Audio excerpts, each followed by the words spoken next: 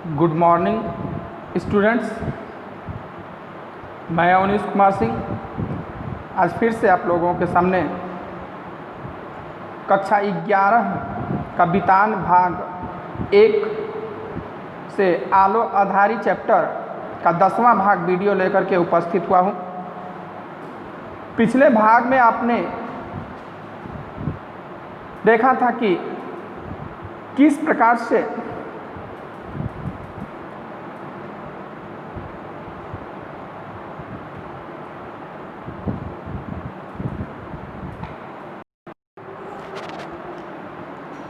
रमन खाना खाने बैठता है जल्दीबाजी में और उल्टी प्लेट पर सब्जी लेकर के बैठ जाता है खाने। जब खाने चलता है तो देखता है कि सब्जी का जो तरी है वो नीचे गिर रहा है। पहले तो उसे कुछ समझ में नहीं आया, लेकिन जब ध्यान से देखा तो वो हंसने लगा। उधर तातुस और बेबी बैठी हुई थी। उन लोगों को देख करके ये लोग सोचने कौन है भाई, वहाँ क्यों हंस रहा है। तातुस बोले कोई होगा, जाके देखते कोई है नहीं। पूछे जा रही क्यों हंस रहे हो भाई, क्या हुआ। कुछ नहीं बता रहा, हंसे जा रहा है। फिर कुछ देर बाद इन लोगों ने भी देखा, कहा कि देखिए मैं कैसे खाना खा रहा हूँ। जब ये देखी तो ये भी हंसने लगे, सब हंसने लगे। हंसी मजाक चल रहा था। उसके बाद बात खत्म होती है। तातुस ने कहा बेबी से कि हंसती ही रहोगी कि कुछ काम उम भी करोगी।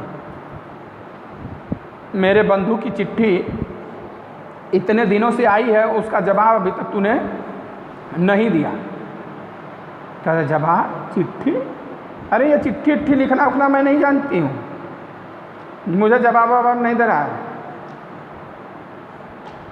तातुस बोले कि तुम्हें चाहे जैसे भी बन सके वैसे ही लिखो, गलत है या सही है इसका ध्यान दिए बगैर तुम बस लिखती रहो।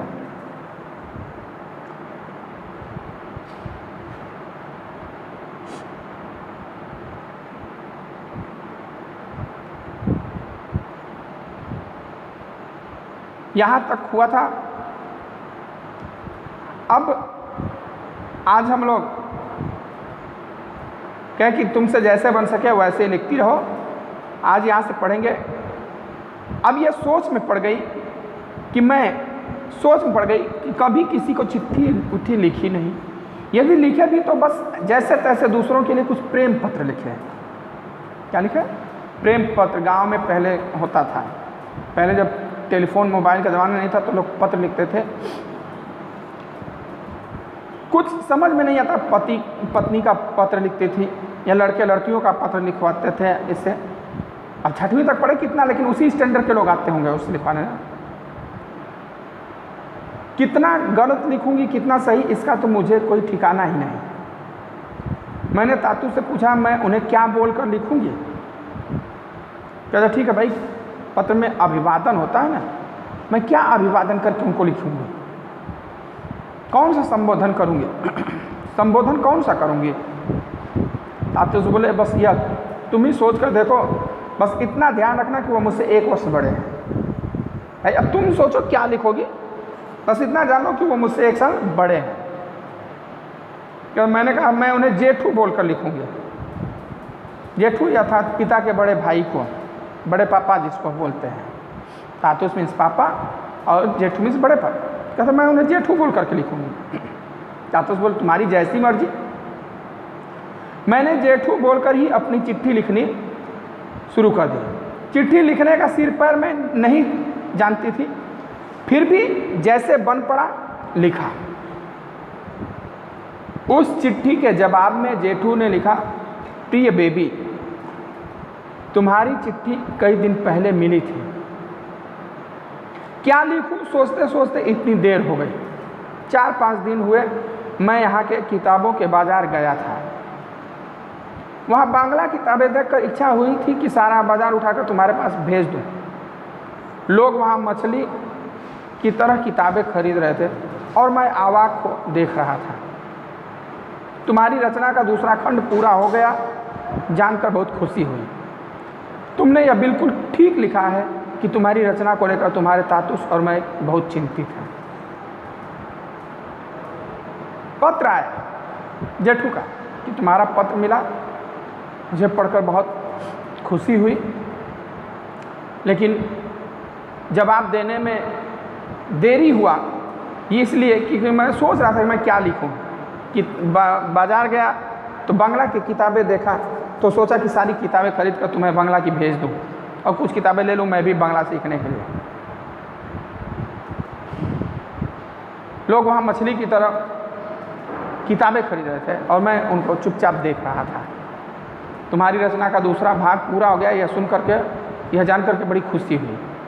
तुमने यह बिल्कुल ठीक लिखा है कि तुम्हारी रचना को लेकर तुम्हारे तातुस और मैं बहुत चिंतित हैं। सही बात है कि तुम लिखो, इसलिए हम लोग बड़े प्रयत्नरत हैं। चिंता का कारण यह है कि तुम्हारी किताब कैसे छपे। भाई लिख रही हो तो उसको छपवाना है। आशापूर्णा देवी का पाखीर खाचार पाखी कैसा लग रहा है?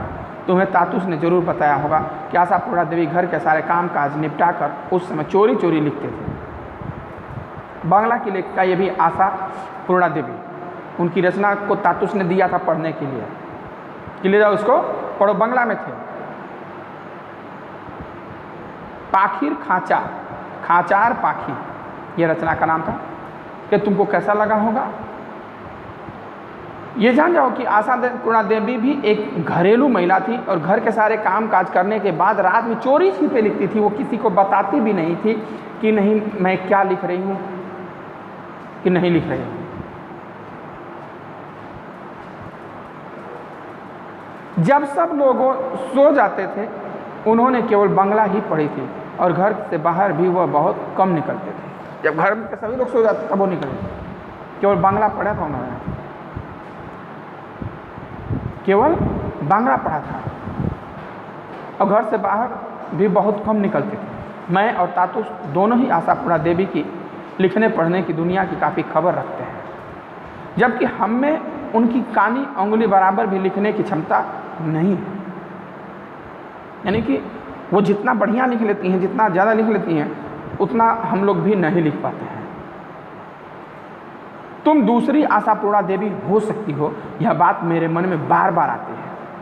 खैर, जिस प्रकार आशापूर्णा देवी बंगाल की एक प्रसिद्ध लेखिका हो गई हैं, तुम भी उसी तरह एक प्रसिद्ध लेखिका बन सकती हो, दूसरी आशापूर्णा देवी बन सकती हो। यह बात मेरे मन में बार बार आती है। तीसरा खंड कितना आगे बढ़ा, मेरा प्यार लो तुम्हारा जेठू। कहते हैं बार बार यह बात मेरे दिमाग में आती है। तुम्हारा तीसरा भाग कितना आगे बढ़ा,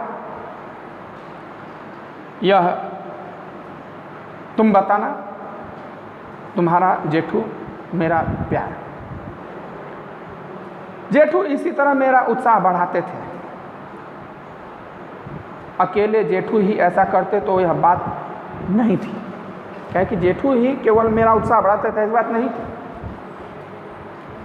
उनके एक मित्र दिल्ली में, मुंशी प्रेमचंद के पोते दिल्ली में रहते हैं, रमेश, वो भी लिखते थे।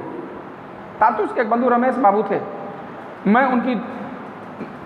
मैं जो लिखती वह सब तातुस उन्हें फ़ोन पर सुनाते हैं। रमेश जो है मुंशी प्रेमचंद जी के पोते हैं, तो ये जो भी लिखती तातुस उसे फ़ोन करके उन्हें सुनाते रहते हैं। एक दिन फ़ोन पर बात करने के बाद वह मुझसे बोले, देखो तुमने यह जो लिखा है वह मेरे बंधु को बहुत बहुत अच्छा लगा है, एनी फ्रैंक की डायरी की तरह। क्योंकि देखो तुमने जो ये लिखा है अपनी जीवनी, मेरे दोस्त को बहुत अच्छा लगा है। वो कहते हैं कि बिल्कुल एन फ्रैंक की डायरी की तरह है।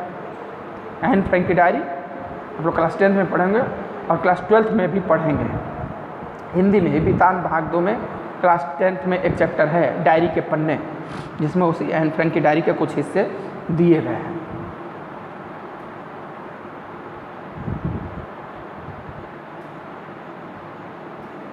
मैंने पूछा यह एनी फ्रैंक कौन है? भाई ये एनी फ्रैंक कौन है कि एनी फ्रैंक की तरह बिल्कुल हो तुम। आशापुरा देवी को तो जानती थी कि वो बंगाल की लेखिका है, लेकिन एनी फ्रैंक भाई इंग्लिश उधर जर्मनी की रहने वाली, उसको कहाँ से जान पाए? इंग्लिश में लिखती है, उसको कहाँ से पढ़ पाए? तातुस ने तब मुझे उसके बारे में बताया और एक पत्रिका निकालकर उसमें से उसकी डायरी के कुछ अंश पढ़कर सुनाया। तब बताया कि एन फ्रैंक कौन है। जर्मनी में यहूदी जो हिटलर के प्रकोप से बचते हुए छिपते हुए अज्ञातवास में 2 साल रही, लेकिन फिर भी मारी गई। सुनकर उस लड़की से मुझे बहुत माया हुई, मतलब उसके प्रति बड़ा हमदर्दी, बड़ा प्रेम आया, दया भाव आया कि एक 13-14 साल की लड़की अज्ञातवास में रह करके किस प्रकार से अपने जीवन के दिन बिता रही थी, और वो भी 15 साल की अवस्था में ही मर गई। शर्मिला दी भी मेरा उत्साह बढ़ाती थी। वह मेरी ही वयस की थी, वयस मीन्स उम्र की। एक और कोलकाता की ही लेडीज टीचर थी शर्मिला, ये वो भी इनका उत्साह बढ़ाती थी। और जेठी की बंधु थी, जो जेठू की पत्नी थी, जेठी बड़ी माँ, उनकी मित्र थी। वह कोलकाता में ही कहीं पढ़ाती थी। उनकी चिट्ठियों से मालूम पड़ता है कि वह मुझसे कितना स्नेह करते थे। कोलकाता में ही रह करके वो पढ़ाती थी, और उनकी चिट्ठियों से यह पता चलता था कि वह इन्हें कितना प्रेम करती थी। वैसा स्नेह मुझे और किसी से नहीं मिला। कहीं जिस प्रकार का स्नेह वो करती थी, उस प्रकार का स्नेह मुझे और किसी से कहीं नहीं मिला। मैं सोचती हूँ कि सचमुच इतने दिनों बाद मुझे एक सहेली मिली। मैंने उन्हें तब तक देखा नहीं था। भाई शर्मिला को ये देखी नहीं थी। उनकी चिट्ठी पढ़कर बार बार इच्छा होती उनके साथ बातें करूं, हंसूं, खेलूं, यह करूं, वह करूं इत्यादि। चिट्ठी पढ़ती थी, जैसे कि अब जब हम किसी व्यक्ति को देखे नहीं है तो जब उसके बारे में वो अति प्रिय हो जाता है। जब कल्पना करते हैं तो जिस प्रकार का हम कल्पना करते हैं, अगर हमें प्यारा है तो कोई प्यारे व्यक्ति से हम उसकी कल्पना करेंगे, अगर दुष्ट है तो किसी दुष्ट व्यक्ति से ही उसकी हम कल्पना करेंगे, उसी का हाव भाव, चेहरा, नाक नक्श सब मिलाएंगे। ये समझ लीजिए। तो ये कल्पना करती थी कि वो ऐसी होंगी, काश मैं उनके साथ बैठ करके बात करती, हंसती, खेलती है। उनसे पूछूं, शर्मिला दीदी हम एक दूसरे से कब मिल सकेंगे? मिलने पर मैं तुम्हें धन्यवाद कैसे दूंगी? ये इत्यादि बातें सोच रही है, कल्पना कर रही है कि हम लोग मिलेंगे कब। जब मिलेंगे तो मैं तुम्हें जो इतना स्नेह मेरे लिए बढ़ाई हो, इतना उत्साह जो मेरा बढ़ाया है, उसके बदले मैं तुम्हें धन्यवाद कैसे दूंगी?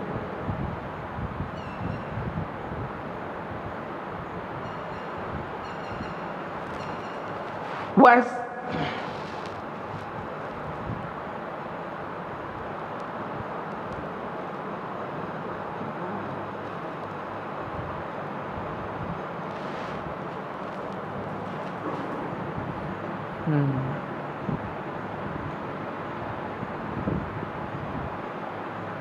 एक दिन घर में एक अलमारी की चीज़ें पोंछते समय मैंने वहाँ एक फ़ोटो एल्बम देखा। क्योंकि एक दिन घर में साफ कर रही थी तो वहाँ पे क्या देखा, एक फ़ोटो एल्बम देखा, एल्बम जिसमें फ़ोटो लगाए रहते हैं। अभी आप अपने अपने घरों में मम्मी पापा का एल्बम देख सकते हैं। अब नए ज़माने में तो सब मोबाइल में ही एल्बम हो गया है, गैलरी में ही सब पिक्चर कलेक्ट रहते हैं। एल्बम का अब ज़माना ही लगभग विलुप्त होने जा रहा है। तो एल्बम देखी और उसमें फ़ोटो देखा है। मैंने उसे खोलकर तस्वीरें देखने लगी, बड़ा अच्छा लगता है। ये कौन है, ये कौन है? तो किसी के बचपन की फ़ोटो है, अब वो बड़ा हो गया। किसी के जवानी का फ़ोटो है, वो बूढ़ा हो गया है। उसमें अर्जुन दा के बंधुओं की तस्वीरें थी। एक तस्वीर में जेठू थे, उनकी एक तरफ शर्मिला दी और दूसरी तरफ अर्जुनदा थे। क्या देखिए, इसमें जेठू भी थे, एक तरफ शर्मिला दी, दूसरी तरफ अर्जुनदा थे। एक और तस्वीर में जेठू के पास शर्मिला दी और सुखदीप दा बैठे थे, जो अभी रह रहे थे, उनके दोस्त सुखदीप और रमन। जेठू और शर्मिला दी को तब तक केवल उन तस्वीरों में ही देखा था। कह रही कि जेठू और शर्मिला दी को तब तक उन तस्वीरों में ही देखा था, मिली कभी नहीं थी, मिली कभी नहीं थी। उन्हें अपनी आंखों से देखने की बहुत इच्छा होती। शर्मिला दी जब मुझे चिट्ठी भेजती तो साथ में मेरे जवाब देने के लिए तरह तरह की सुंदर आकृतियों के साथ में सादे कागज काट कर भी रख देती। जब चिट्ठी भेजती तो कागज भी रख देती, और भी डिजाइनदार कागज, तो वो इसी पे लिख करके चिट्ठी भेजे। शर्मिला दी लेखिका थी, उनकी एक किताब छप चुकी थी और पत्रकारिता में उनकी कहानियां छपती रहती थी। अब चिट्ठी लिखती थी तो उस लिफाफे में पेज कटिंग, डिजाइनदार पेज कटिंग, सुंदर सुंदर पेज कटिंग करके उसमें डाल देते थे। और उनकी भाई वो लेखिका थी, उनकी कहानियाँ किताबों में छपी थी, पत्रिकाओं में छपती थी। उनकी एक किताब छप चुकी थी, वो मुझे प्यार करती थी और मेरे बच्चों के हाल चाल पूछती रहती थी। वो इन्हें भी प्यार करती थी, इनके बच्चों के भी हाल चाल पूछती रहती थी। वो शायद मिलने पर कभी कभी मैं सोचती कि कहाँ उन जैसी पढ़ी लिखी लड़की और कहाँ मैं। चिट्ठियों में हम जो बातें करते हैं वो शायद मिलने पर न हो। फिर सोचती कि मिलने पर शायद हम दोनों और अधिक बातें करें। मेरा उत्साह बढ़ाने वालों में जेठू के एक बंगाली बंधु आनंद भी थे। जेठू के घर पर मेरी किताब का पहला खंड पढ़कर उन्होंने मुझे लिखा, आपकी रचना मुझे अच्छी लगी। अब जेठू के घर जब उनकी किताब पहुंची तो पढ़े तो उन्होंने पत्र लिखा आनंद ने कि आपकी किताब मुझे अच्छी लगी, आपकी रचना मुझे अच्छी लगी। स्वयं के जीवन की विभिन्न अस्मरणीय घटनाओं को सहज भाव से लेखन के माध्यम से सामने रखना बहुतों के निकट शायद संभव नहीं है। ये सत्य बात है। अगर आप लोगों में से लिखने के लिए कह दिया जाएगा तो आप वही बातें लिखेंगे जो आपकी अच्छाई होगी, अपनी बुराई आप उसमें अंकित नहीं करेंगे। वही लिखेंगे जिससे आपका मान सम्मान बढ़ेगा। वह बात नहीं लिखेंगे जिससे आपका अपमान होगा। जैसे इसने लिखा कि मुझसे लोग कैसे अपशब्द कहते थे, कैसे मेरी तरफ बुरी नज़र रखते थे, या कैसे मैं किस हालात में वहाँ रही, लैट्रिन पेशाब करने कैसे जाती थी, कौन मुझसे क्या बातें करता, ये सब अक्सर आदमी कहा जाए तो वो ये सब बातें नहीं लिखेगा। वो अपनी अच्छाई भरी बातें भले झूठ साज बोल करके, लेकिन इन्होंने झूठ नहीं बोला, जो सत्य था उसी को लिखती चली गई।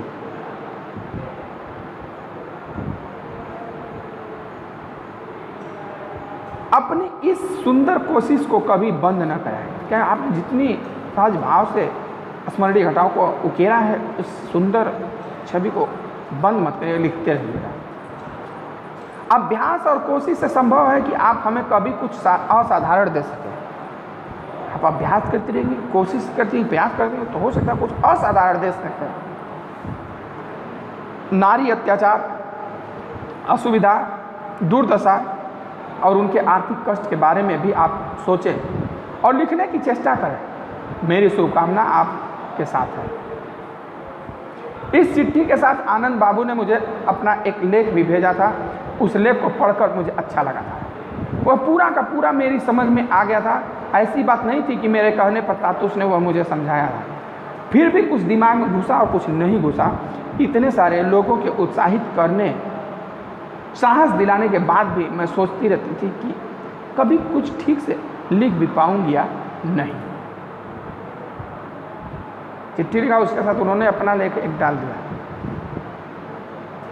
जब उस लेख को पढ़ी तो समझ में तो आ गया, लेकिन तातुस ने समझाया।